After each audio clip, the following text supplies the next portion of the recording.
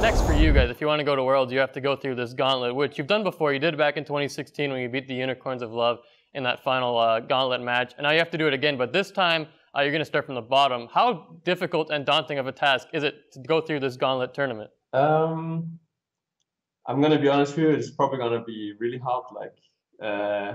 Playing against all teams on paper should be, all of the teams in theory should be better than us, but the main thing we have going for us is that I think the other teams are so mentally pressured because both Fnatic, UL, and H2K set themselves, during the season, it was pretty clear that for them, they were leading up to getting to Worlds, but now Misfits kind of took a spot away from them. So I think they have a lot of pressure on their shoulders where we are just going into the Gauntlet with a fresh mindset and just gonna play our best and see how far that goes. So I think we definitely have the mental edge in the Gauntlet, and for me personally, I think it's just gonna be a lot of fun.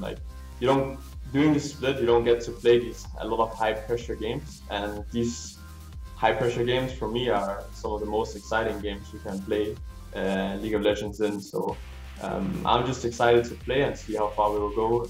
We all dream of going to a World, so I think we will show great things in the Gauntlet. It definitely seems like you guys might be the hottest team there with UOL, Fnatic, and H2K kind of all stumbling out of playoffs. So I do think you guys have a good chance in that tournament, but obviously your eyes are set on Worlds, and after the Rift Rivals tournament with NA taking down EU and whatnot, there's kind of this lower expectation for Europe, kind of unfairly based on this tournament. But what do you think is Europe's strength going into Worlds? Not just you guys specifically, but as a region, what do you guys bring to the World stage?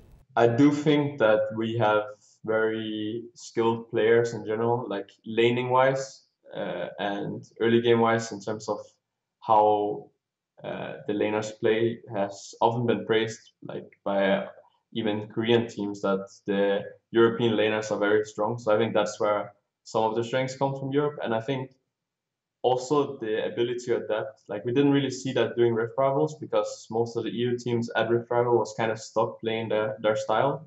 But we have teams like G2, they are very good at adapting, and then Misfits is known as maybe a little worse version of G2. So I also think they're a team capable of doing that. So both of those teams that are qualified are teams that are generally pretty solid in their gameplay, doesn't do a lot of mistakes, but also have generally strong lanes. So I think the EU teams, it just comes down, whenever Worlds comes around, it comes down to how well you read the meta and how well you can play around that.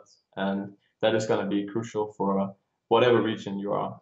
But I think Europe is going to be fine for us. When you say fine, are you thinking out of groups or maybe a semi-final berth, that kind of thing? The thing with Worlds is it's so hard to predict, mainly because we, for example, last year we saw H2K going to the semis without actually playing any specifically good teams. Let's say that at Worlds they were put in our group and we were put in their group. Maybe we could have made that run. So it's really hard to say without knowing the groups. But I think a team like G2, if they don't perform at Worlds this split, then that's going to be really disappointing. So I expect a team like G2 to at least go to quarters, and then we will see how far they can go.